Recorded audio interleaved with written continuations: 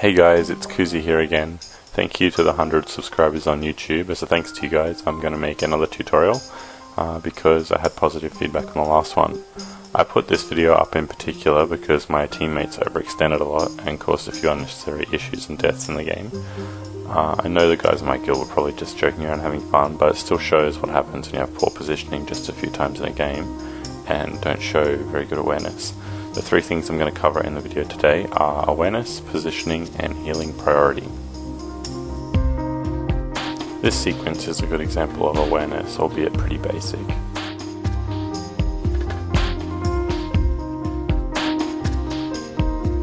So in this short sequence, both my teammate the sniper and the enemy gunslinger were in a neutral area. The gunslinger broke a 4-second stun from my teammate and I ran in and stunned him again. This allowed us to quickly kill him and to free us both to move on to another mini objective. Me being aware of what happened probably made all the difference here. Also, just because I'm a healer doesn't mean I need to try and farm heals and look good on the scoreboard. You can also chip in with a little bit of damage too.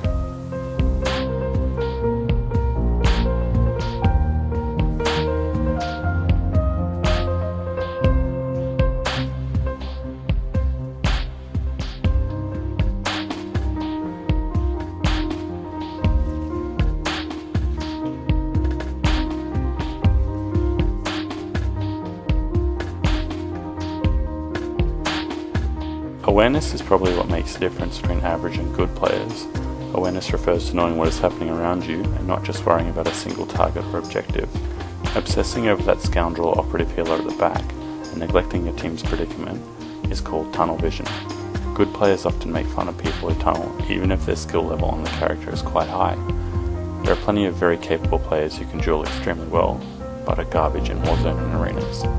Having awareness is easier said than done. You must pay close attention to your own cooldowns, while simultaneously being mindful of your teammates and enemies' cooldowns and health, while paying attention to your general surroundings.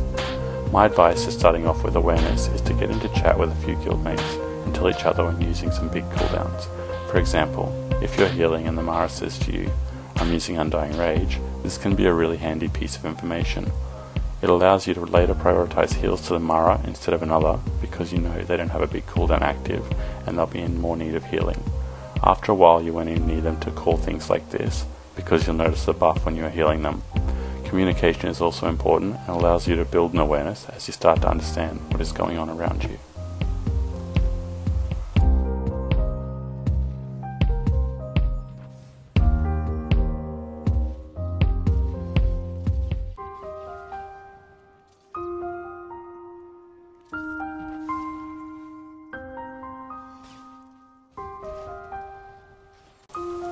Positioning is important for every class in this game, and each class has different ideal spots they would like to be. For example, Operative Scoundrel or Sorc Sage Heals like to be around obstacles so they can kite with them, while Snipers like to have clear sights on a target so they can entrench or hunker down and go to town on people. For heavy melee classes, it is important to be pressuring the enemy while also not going so deep that your healer is in danger to simply keep you alive. That's called overextending and will get you killed against any reasonable opposition. People often say, "But if I don't jump in, the healer will free cast all game." Well, it's fine to attack the healer or range DPS, but when they retreat, do not chase them, just switch targets. You've already nullified their damage, or they're unable to heal the people in the front line, and the kill is not that important if they're 60 meters away from the fight. Sometimes it's okay to go quite deep when you have your cooldowns active and you're trying to put a lot of pressure on. For example, if you have your 99% damage reduction and camouflage up as a Marauder or Sentinel, and you have Saber Ward running, then going deep to put pressure on healers and range is not a terrible thing to do. Use your cooldowns to retreat for heals when you get in trouble. Intercede is a really good measure of whether you're overextending when you're playing a jug. If you can intercede back to the healer or another range DPS in your team, then you're probably okay. If you can't intercede back, then you're probably in an undesirable position and you could be causing unnecessary angst to others in your team.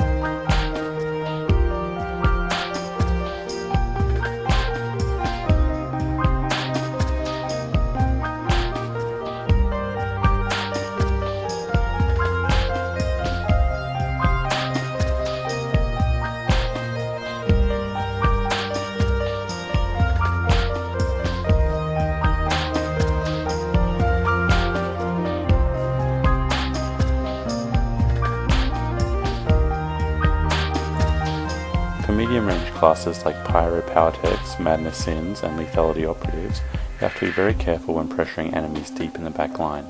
If you're pressuring someone, make sure you have escape cooldowns active, or you will get caught out of position and you'll die a terribly frustrating and quick death.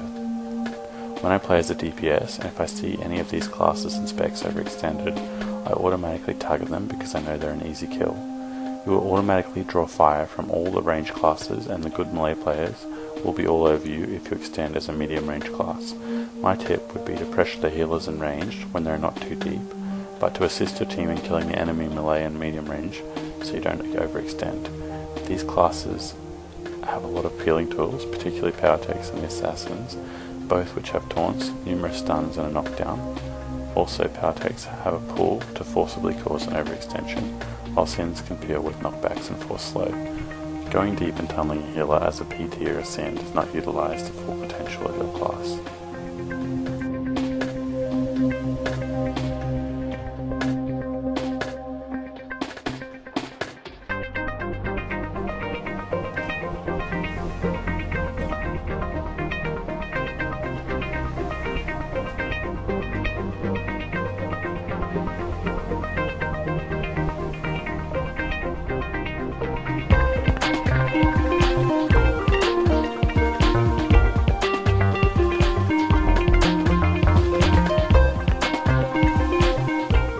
Classes and healers, you should be positioned in such an area you can easily escape from. Also, you should be positioned so you do not draw splash damage or undue attention. Standing on top of an objective and throwing down heals is bound to draw lots of attention. A ranged DPS standing toe to toe with enemies on the backline is also bound to draw some unwanted focus fire. If you struggle with positioning, just think of that really annoying player that you can never kill and ask yourself, where do they stand? And when do they use the cooldowns to kite? A dot class should use objectives to line of sight the casting classes, and as a casting class, position yourself so people can't attack you without being exposed. As a range class, if you cannot attack someone in next global cooldown, this does not mean you need to go and stand with the melee. Slowly creep forward, but always try and maintain that magic 20-meter gap between yourself and the people you are attacking. Do not be afraid to peel for the other range classes or healers. In fact, range must work together using their knockbacks and CCs on enemy melee, just like the melee work together to coordinate CC and metas and stuns to kill the healers. If you're greedy and only use your cooldowns to save yourself, and your teammate dies, then unfortunately the guy that just killed him is probably going to come for you next. It's important as a range class that you spread out from your other friendlies so splash damage doesn't get you. The splash damage can be deadly and can cause your team to collapse quickly. Do not just find one spot and think, hey, I'm happy here, I'll stand here for the rest of the map. The game constantly changes, so should you. Constantly move around and try and maintain that 20-meter gap between you and your enemies, while maximizing distance between your allies to avoid the splash damage.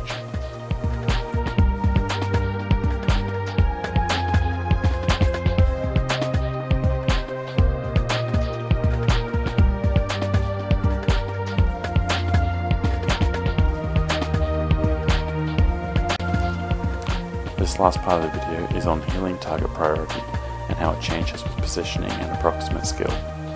My heals in this video were about 1700 HPS and I got about 1.25 million heals. I think this is respectable, but I could probably do a fair bit more. The point is, you don't need to farm 2500 HPS and 2 million heals. You just need to keep people alive who are in a good position and doing their job.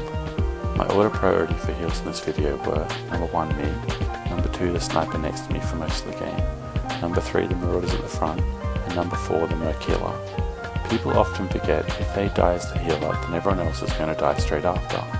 If one DPS dies, the fight still goes on. If the main healer dies, then everyone else is kind of screwed. Don't sacrifice yourself to save a DPS. The reasons for my healing priority were because I knew the sniper would peel for me if I got in trouble, so I needed to keep him alive ahead of the others.